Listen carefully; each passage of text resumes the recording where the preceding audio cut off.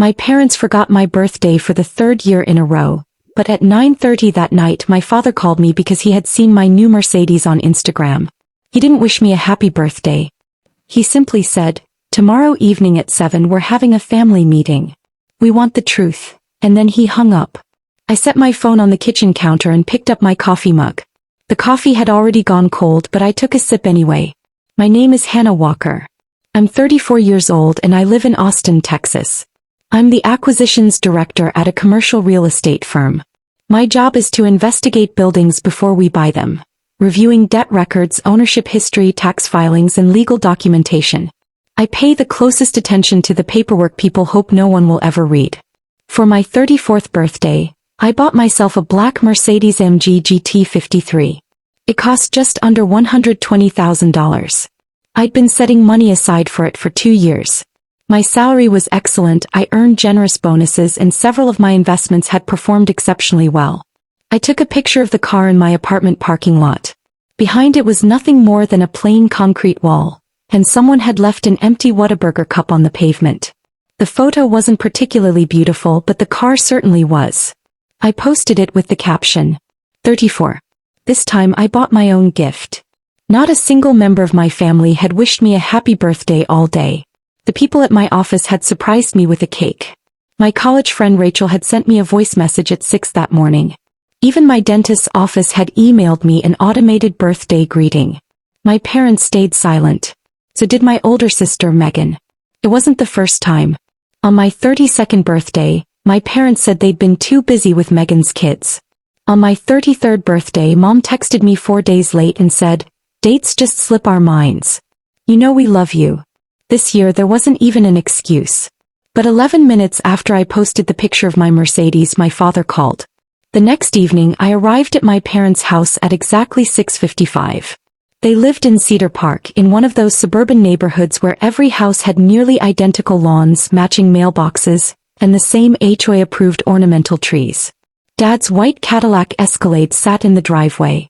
Mom's Lexus SUV was beside it. Megan's blue minivan occupied the last space. I parked my Mercedes on the street. The front door was already open. Mom was setting glasses of water on the dining room table. Megan sat at one end scrolling through her phone. Dad stood near the window with his arms folded across his chest. Everyone looked as though they'd gathered for an investigation rather than a family dinner. I placed my handbag on a chair. Mom spoke first. "Why didn't you tell us?" "About what?" She pointed toward the window. "The car." I sat down. "It's my car." Dad took his usual seat at the head of the table. "We know that. The question is, how did you buy it?" I looked him straight in the eye. "With money." Megan sighed. "Hannah, please. We're serious." "So am I." Mom softened her voice. "Did someone buy it for you?" The question was perfectly clear. She wanted to know if some wealthy man had purchased it for me. "No." Dad immediately followed with another question. "Did you take money out of the family trust?" There was the real question. I picked up the glass of water in front of me but didn't drink it. It smelled faintly like dishwasher detergent. "You control the trust, Dad." "I don't." He remained silent for several seconds. Then he asked, "So where did that kind of money come from?" "My job. Bonuses. Investments." "You don't own the company." "I never said I did." Dad tapped 2 fingers against the table twice. He always did that whenever someone's answer failed to satisfy him. "We have a pretty good idea of what you earn." "No," I said calmly. "You don't." I opened my banking app and showed him only the account I had used to pay for the Mercedes. Not my entire net worth. Just enough to prove that the car had been purchased with a cash transfer. Megan leaned forward. Mom looked at the balance, then looked back at me. Dad didn't look relieved. He looked even more unsettled. That was the exact moment I fully realized something. They weren't trying to protect me. They were trying to figure out what I knew. Before he passed away, my grandfather, Richard Walker, established a family trust. It included commercial properties, investment accounts, and a substantial bond portfolio. Dad was named the trustee. We had always been told that the principal would eventually be distributed when Dad turned 70 or when Megan and I each reached 40 years old. We had also been told that many of the trust's assets had declined over time. The market had struggled. Taxes had increased.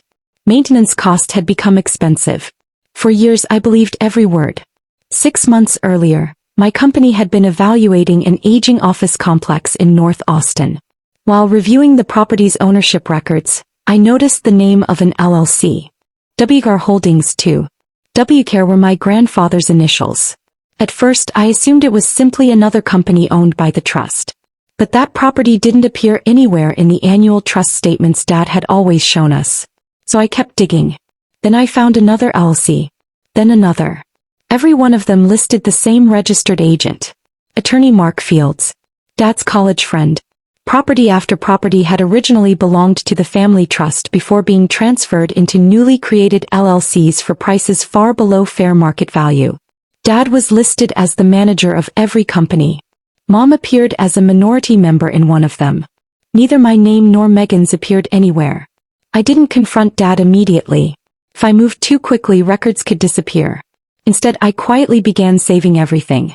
Property deeds, tax returns, loan documents, rental agreements, historic trust statements. 5 months later, the picture was complete. Nearly $8 million worth of trust property had been removed. Some assets had been sold. Others had been refinanced. Rental income from 2 commercial buildings had been flowing directly into private accounts. At the same time, old memories suddenly made sense. When I'd asked for help paying my college tuition, Dad claimed the trust didn't have enough liquid cash. So I graduated with student loans. When Megan got married, nearly $100,000 was spent on her wedding. Later, when I asked Dad for a loan to make the down payment on my first condo, he told me, "Learn to stand on your own 2 feet." 2 months later, he paid off the mortgage on Megan and her husband Brian's house. For years, I'd convinced myself that he simply helped Megan more because she had children. That wasn't the reason. Megan never asked questions. She signed whatever forms Dad placed in front of her. Meanwhile, Brian's construction company kept receiving contracts from those hidden LLCs. As the family meeting ended, Dad said, "We're only worried about you." I picked up my handbag. "You forgot my birthday for the 3rd year in a row, but after seeing an expensive car, you organized a family meeting within 24 hours. That's not concern. That's accounting." Mom immediately looked toward the wall calendar. Megan closed her eyes. Dad didn't say another word. I walked out. The next morning, I met with an attorney named Julian Hart. He specialized in trust litigation. I placed every document I'd collected on his desk. He spent nearly 3 hours reviewing everything. A small fan hummed quietly in the corner of his office, even though the room was already cold. Finally, he leaned back. "This isn't an accounting mistake." "I know. What do you want?" "A complete accounting. Recovery of every asset. Removal of the trustee. And a criminal referral?" I thought about it for several seconds. If that's where the evidence leads, then yes. Our first step was sending a formal demand letter. Dad was given 30 days to produce every bank statement, every sales document, and a complete record of all trust distributions. 2 hours after the letter arrived, he called. I didn't answer. Then Mom called. Then Megan. That evening, Dad showed up in the lobby of my apartment building. The concierge notified me. I stayed upstairs. A few minutes later, he texted me. "This is a family matter. Bringing lawyers into this will destroy everything." I replied, "You stopped treating it like a family matter the day you transferred the assets into your own companies." The following day, he sent white lilies to my office. I hate the smell of lilies. I asked the receptionist to leave them in the break room. First, Dad denied everything. Then he claimed the transfers were part of a legal restructuring.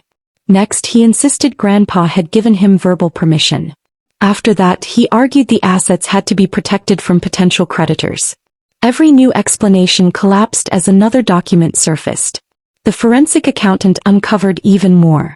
Trust funds had paid for renovations on my parents' home. The Escalade had been purchased with trust money. Dad had bought a partial ownership interest in a lake house. Brian's construction company had received payments far above market rates. A week later, Megan came to my office without an appointment.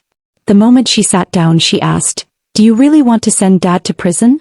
"I want him to return everything. He's our father." He was still our father when he sold my share of the trust's property. Megan insisted she hadn't known any of it. For the most part, I believed her. But she had never questioned where the money for her mortgage came from. She had never asked why Brian suddenly kept winning so many contracts. I gave her a choice.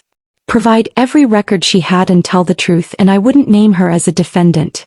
3 days later, she signed a cooperation agreement. Brian followed his attorney's advice and turned over every file he possessed. Eventually the case settled. Dad was removed as trustee. Every remaining trust asset was placed under the control of an independent trustee.